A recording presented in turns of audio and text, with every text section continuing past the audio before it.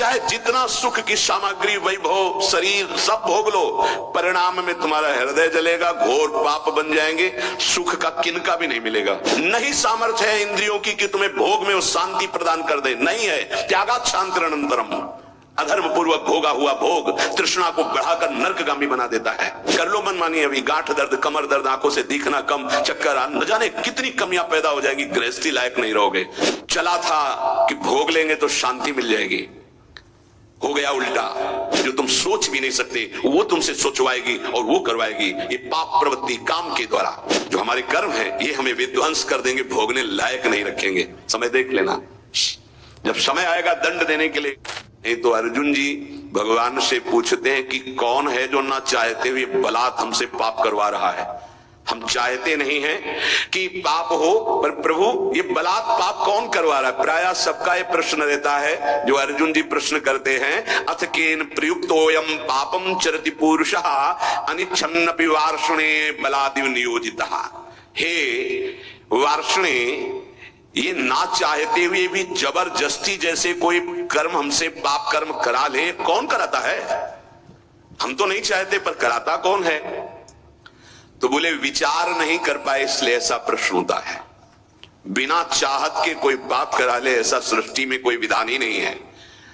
हम पाप तो नहीं करना चाहते पर जिससे पाप होता है वो चाहते हैं। क्या? सुख भोग। कहां से? पर स्त्री, पर धन, नाना प्रकार के आचरण जो पाप आचरण है उनसे सुख चाहते, पाप नहीं करना चाहते, पर हम सुख भोगना चाहते हैं, सुख संग्रह करना चाहते हैं, इसी से पाप होते हैं। श्री भगवान से कह रहे केन प्रयुक्तोयम पापम चरति, किससे प्रेरित होकर पाप करता है? तो बोले संसार में सुख भोगने की चाहत ही पाप कराती है। देख लो इसको, जितनी भी जेल भरी है सुख भोगने की चाहत से, जितने भी नरकगामी होते हैं सुख भोगने की चाहत से। ये सुख भोगने की चाहत, इस शरीर से सुख भोगा मिला तो है नहीं क्योंकि है नहीं वहां। इस शरीर को भोग लें, इस शरीर को, इस शरीर, इस वस्तु को, इस व्यक्ति को, इस स्थान को, भटकता पूरा जीवन पापाचरण करते। मैं नहीं चाहता पाप करना, मानते हैं, लेकिन पाप का मूल जो संसार से सुख भोगने की लालसा, उसी से पाप होता है। भगवान उत्तर दे रहे, ये बड़ा भारी दुश्मन है, इसको कोई जल्दी परास्त नहीं कर पाता। ब्रह्मचर्य, गृहस्थ, वानप्रस्थ, सन्यास तभी सार्थक है जब इस दुश्मन को हरा दे, नहीं तो इस सब मिटिया मेट कर देता है। चाहे वैष्णव हो, चाहे ब्रह्मचारी हो, चाहे गृहस्थ हो, चाहे वानप्रस्थ हो, चाहे सन्यासी हो, एक ताल में सबको ठोक कर परास्त करने की ताकत रखने वाला ये विधेन मिह वैरिणम, ये सबसे बड़ा दुश्मन है। क्या? बोले काम, एष क्रोध, एष रजोगुण समुद्भव, ये रजोगुण से उद्भव प्रकट होता है। क्या? बोले काम, और काम से प्रकट होता है क्रोध, और इन्हीं से सारे पाप होते हैं। रजोगुण कहते हैं राग को, राग ही काम का रूप धारण करता है और द्वेष ही क्रोध का रूप धारण करता है। काम से राग पुष्ट होता है और राग से काम की उत्पत्ति होती है। शरीर का राग, भोगों का राग, रुपये का राग, पद का राग, राग सर्वत्र राग। राग से ही काम और काम से ही क्रोध, और काम और क्रोध ये दोनों महापाप कराने वाले हैं। और महासनो महापाप, ये कभी तृप्त नहीं हो सकते। महासनो, चाहे जितना भोग लो आप, भगवान कह रहे हैं चाहे जितना भोग लो, ये कभी तृप्त होने वाले नहीं हैं। चाहे जितना पदार्थों का संग्रह कर लो, चाहे जितना सुख की सामग्री, वैभव, शरीर सब भोग लो, परिणाम में तुम्हारा हृदय जलेगा, घोर पाप बन जाएंगे, सुख का किनका भी नहीं मिलेगा। नहीं, इतना जीवन हो गया, देखो वैसे ही अतृप्ति, वैसे ही अशांति, वैसे ही भोग वासना, कामेश क्रोधेश, उत्पत्ति विनाशशील जड़ पदार्थों के संग्रह की इच्छा और प्रकृति रचित शरीरों के भोगने में सुख की इच्छा, यही काम है, यही काम। ये पाप कर्म का मूल है। महापाप माय, महान पापी, महान पाप कराने वाला, महासनो, कभी तृप्त ना होने वाला, काम के वशीभूत होकर के, जब उसमें बाधा पड़ती तो क्रोध के वशीभूत होकर के ये महान पाप बनते हैं। कभी दोनों से अलग अलग, कभी दोनों साथ मिलकर जीव को नष्ट किए हुए हैं पाप कर्म कराने में। 100-200 रुपया के लेन देन में झगड़ा हो गया, मार डाला। थोड़ी इंच 2 इंच जमीन के बंटवारे में मार डाला। क्रोध, कामना, वासना, उत्पत्ति विनाशशील पदार्थों के भोगने से कभी तृप्ति नहीं हो सकती।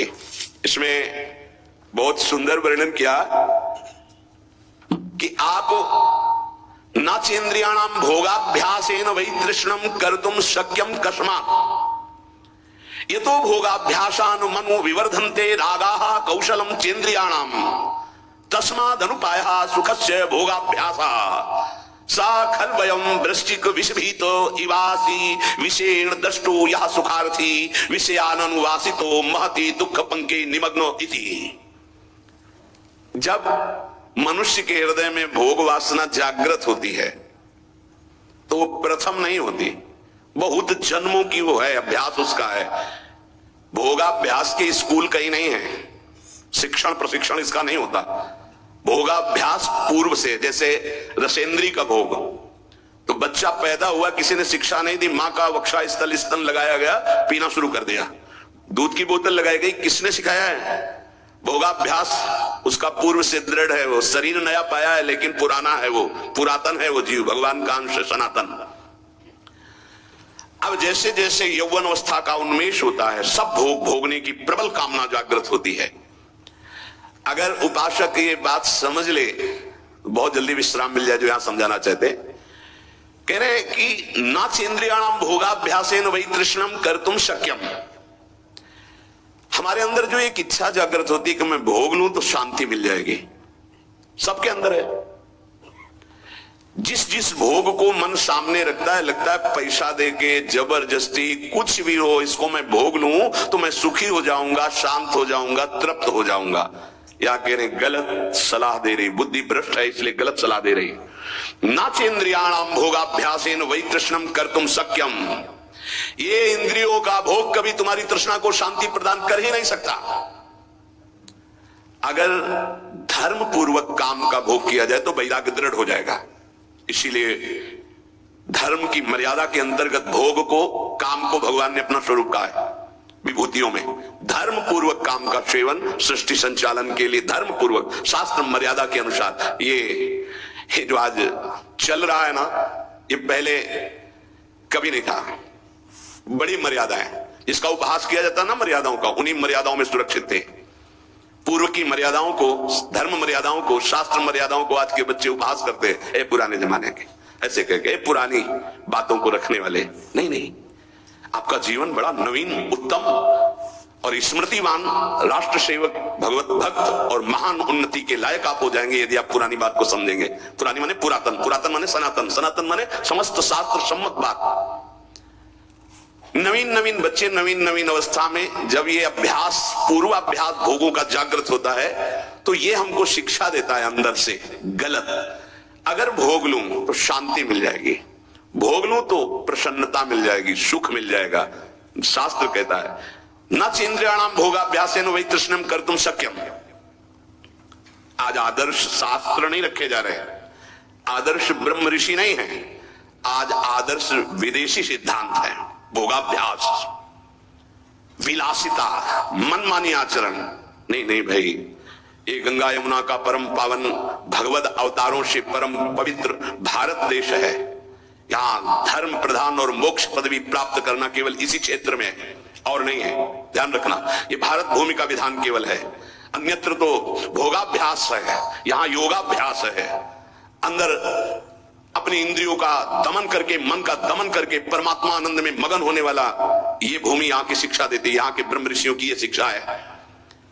ये भ्रम हटा दीजिए, ये महाबैरी महापापी कभी ना घाने वाला काम हमारी बुद्धि को भ्रष्ट करके प्रेरणा देता है। इसे भोग लूं, ये सुंदर, इसे भोग लूं, ये वस्तु भोग लूं, ये व्यक्ति भोग लूं।